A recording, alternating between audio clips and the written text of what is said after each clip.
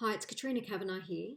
I wanted to take some time to just record a video because I wanted to share a little message about um, healing, okay? And I wanted to talk about it from a context of the fact that we are in a really very unique time in our world's history with the coronavirus and pandemic across the globe. I'm in Australia and in New South Wales, in an area called the South Coast of New South Wales. So I'm situated about an hour and a bit, hour and a half maybe, south of Sydney, in a beautiful location. Before I go into some ideas that I might have for you around what can we do as individuals to contribute to the healing of the world or our communities or the place around us, okay? Before I get into that, I wanted to do a couple of things, and I wanted to make two really, really important acknowledgements. The first thing is I wanted to acknowledge that right at the moment, and I've spoken about this in a lot of other videos, right at the moment, the world and certainly the people I'm interacting with are in a great state of fear and fatigue, right? Very, very emotionally, psychologically, spiritually, if that's what your belief is, drained. People have been really doing all they can to get through this thing called the coronavirus and the pandemic, and what does it mean for us as individuals and as a country and as a community and states and whatever. So it's been a horrendous time, and I wanted to acknowledge the level of fear that people experience, but also the level of suffering. That's the first thing I wanted to acknowledge. The other thing I wanted to recognize is, and I wanted to recognize that whenever I talk, whether it's doing these videos or in any aspect of the work that I do that really is a vocation for me, I am really, really aware. Sometimes I'm really aware, and not always, right? Because it's not always front of mind for me because I'm very fortunate. So sometimes I am aware of my position in life. Like, I'm aware of the fact that I'm white and I'm middle class, and therefore I'm extremely privileged. So the way I've experienced COVID-19 and the way a lot of people I talk to have experienced COVID-19 is very different to how many, many Australians and many people across the world have experienced COVID-19. So even in the content I'm going to share with you in this video, I wanted to recognise that there are so many people who simply don't have access to the resources that I refer to. And by that I mean the most simple resource, which is a safe place. So when I'm talking about these very luxurious concepts of, having space and time to meditate and having access to good food and good fresh water, even to, restore and look after the nutrition in your body, getting enough sleep, all of those things are simply available to me by the very virtue of where I was born and the family I was born into. I was born into a family. My grandfather and my father were coal miners, but within coal mining, they were both in management. So that obviously brought a certain level of income and experience and access to resources. Excuse my throat, sorry. One moment. Water that I'm lucky to have. So what that's meant is that whilst I've felt some distress and fear through COVID-19, it's not the same as other people's. Now, the work I've done over the past 25 years is that I have worked with in some of the most poorest communities in Australia, like really experiencing great poverty, in New South Wales, but yet it has not been mine experience, right? So I've been able to bear witness and seen with my own eyes and listened with my own ears and felt, because I do feel things quite deeply, people suffering. But of course, it's not the same thing as actually living in it and actually that being my suffering and my lived experience. So I want to really acknowledge that there are so many people in Australia and around the world who don't have the most simplest things. They don't have safety. They don't have a safe spot to sit and reflect and ponder these the very concepts of what's happening in the world and society and why is this happening. They're too busy getting through their day. They're too busy surviving the trauma. And for some people, many people, they're too busy getting the basics of basic food to eat, right? And access to clean water to drink. So whilst I've seen it and supported and been the best I could be for people who are in some of those circumstances, it's not been my lived experience. I wanted to recognize that because I don't think really we recognize that enough, us white privileged folk. And it makes me very sad. And in fact, I'm lucky enough, right? So I'm about to say that I've experienced grief through witnessing this stuff, and I'm not lucky enough to just be experiencing the grief. I haven't lived the actual experience. So I wanted to recognize that there are so many people who COVID has meant so much more than us who are sitting in a place of fortune. We're sitting in our nice homes. I love my home. I love my room. I love my brand new bed and my beautiful fairy lights. And, I love the fact that I was born into a family where I was able to access an education, and that education, meant that I was able to complete 2 university degrees, and then it's brought me to blah, blah, blah, etc., etc., etc., right? So it's brought me to where I am today. And so, therefore, when I've experienced the coronavirus and COVID, I've done it. I've certainly had emotions about it, and right, but the very ideas I'm going to share with you, I do want to acknowledge are not available to a vast majority of people on our planet. And so I just wanted to recognise that and say that, I'll always do in my work the best I can do with the people I get to serve.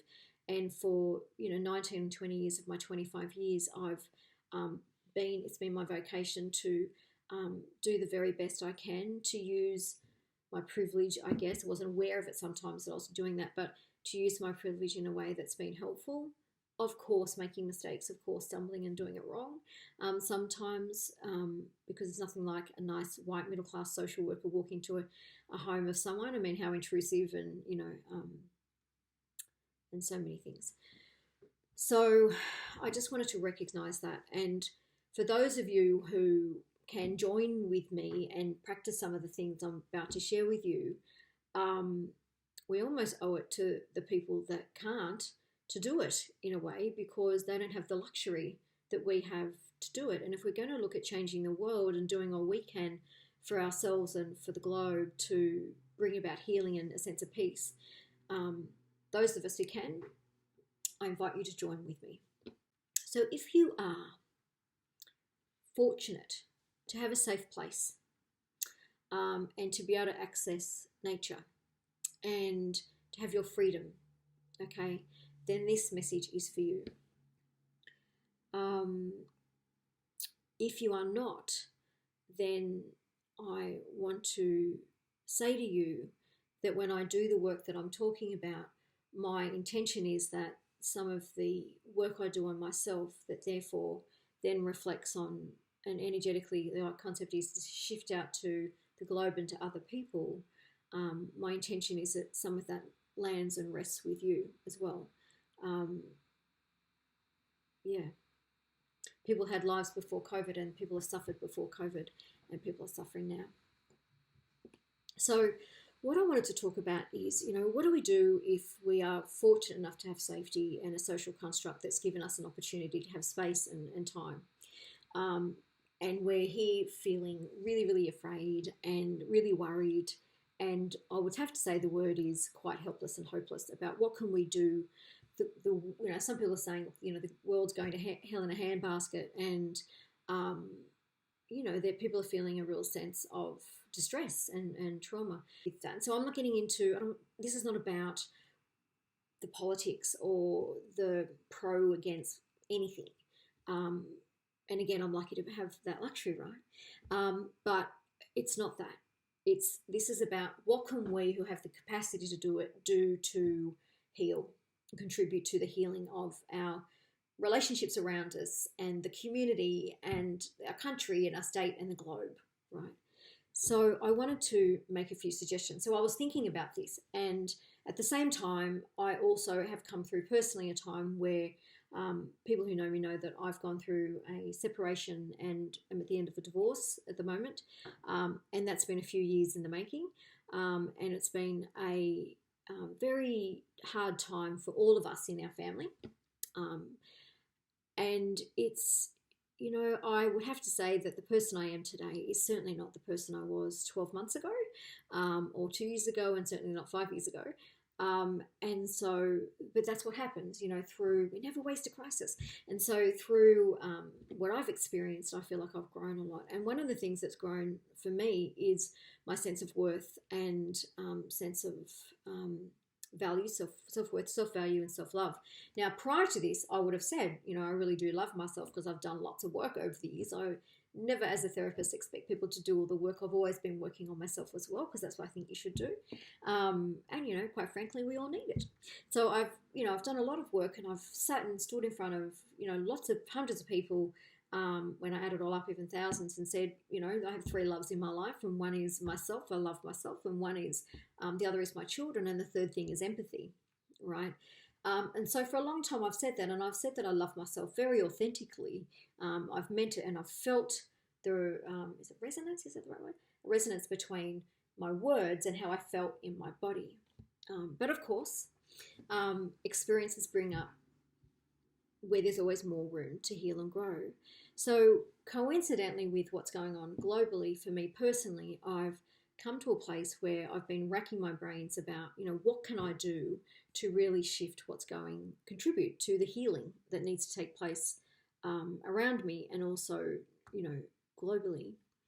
And I was brought to some work by a dear, wonderful friend of mine, of Joe Dispenza, and I was reminded about the power of meditation to heal, and the power of the mind and the body. And of course, this fits in with my mainstream work around, you know, the connection from a neuroscience point of view between the brain and the body, central nervous system, vagal nerve, etc., brain. And then also, obviously, it connects to the other side of my work, which is the spiritual work, which is when we shift this, we can bring healing to our bodies. It's been proven, and, you know, and also we can emit that energy out to the people around us and to the communities and the globe, kind of thing, right? So I wanted to talk about a few things I've been doing to, as a way of, what can I do here?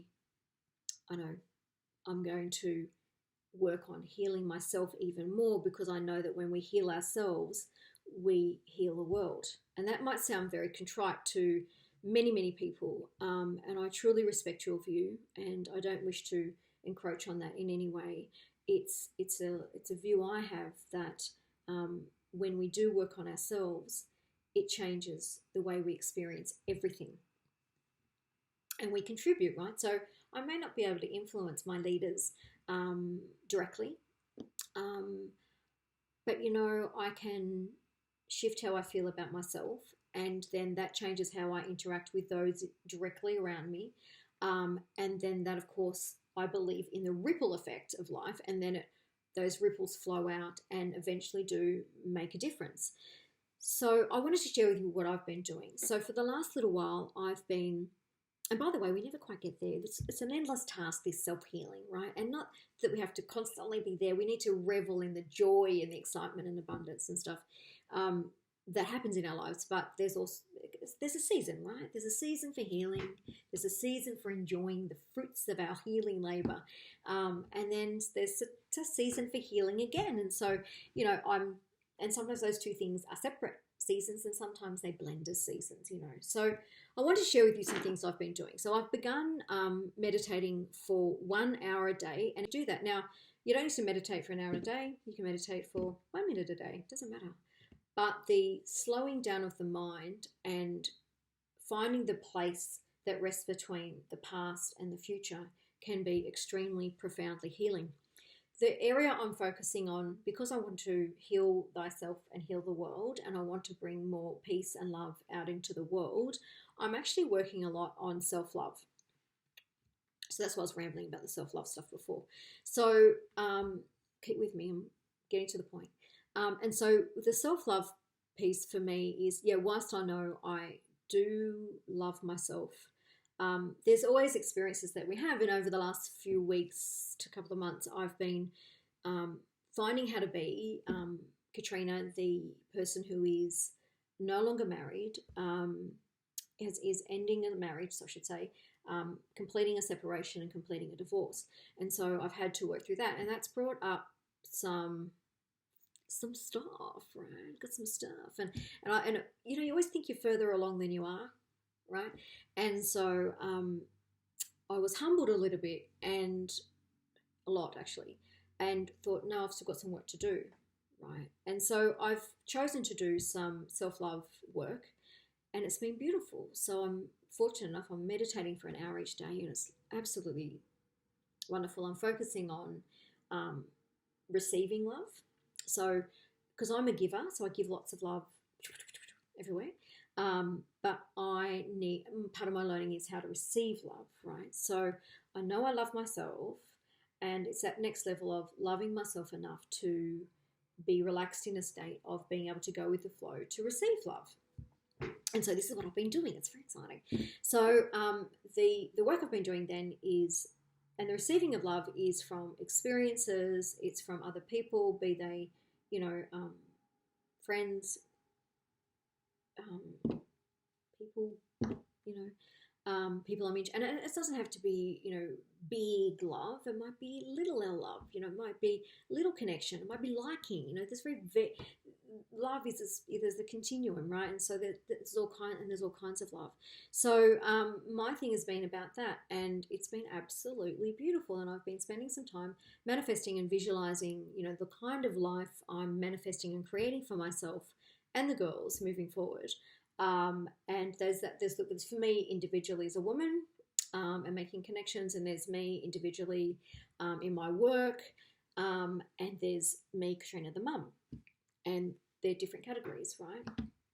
So I've been doing that, and then of course it's all about actually getting to I want joy, you know, manifesting joy, because in the world what I want is I want more peace and more love, and I want some more joy. God, when's the last time the world laughed? Yes, exactly, a very long time. So and when's the last time I had a good belly laugh? Well, not too long ago actually, but you know, for a little while there over the last few years, they were few and far between. And so, you know, when's the last time our community enjoyed themselves? When's the last, you know, right? So yeah, so one of the things I'm doing is I'm meditating and I'm focusing on self-love. And the other thing I'm doing is I'm being really, really mindful. And again, these are really simple things that everyone can do, but I'm being really mindful of the food I'm putting in my body. Again, very fortunate to be able to have access to good food, and the water I'm putting in my body as well. In fact, I'm about to, very fortunately, you know, get the filtered water in the house system thing.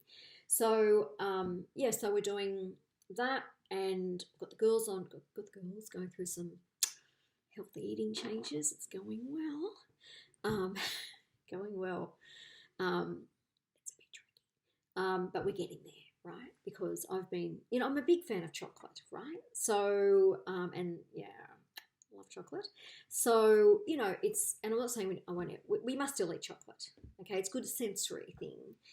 Strawberries and chocolate. So yeah, healthy produce, doing meditation. And the other thing I'm wanting to do is two more things really. One is to get out in nature. Now, I'm extremely fortunate to live in a part of Australia where I'm on a coast, and I have behind me the most beautiful bushland, rainforest and bushland, and in front of me I have access to some of the most beautiful beaches. So for me, I'm happiest when I'm at the beach or in a rainforest. They're my two very happy places when it comes to nature. I do love going out west as well.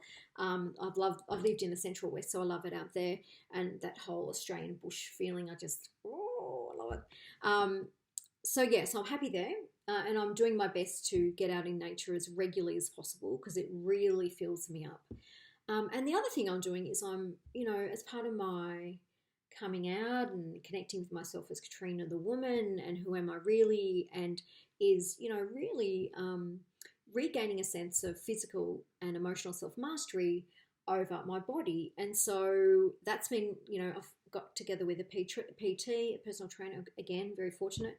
And she's very kindly, Abby, good on you, Abby, working with me to do some strength work. Is it fitness, strength? I'm not even good with the technology because remember, this is the girl that can't catch a ball, right? So, on code, which is fine. It takes all types to make up the world. We can't all be coordinated sports people. And so, I am doing that as well. And so I guess what I'm suggesting for people is if you are fortunate, right, because all of this builds the energy, right? If you are fortunate to be able to have a safe home, and have resources to be able to get fresh food and fresh water, and perhaps get into nature and maybe do some exercise. For a long time I've walked, but I've just recently started this big investment, which is the personal training. If we're fortunate enough to be able to do that, therefore bringing a sense of love, compassion, nurturing to ourselves, what actually happens then is when we heal ourselves, the way we relate to other people changes.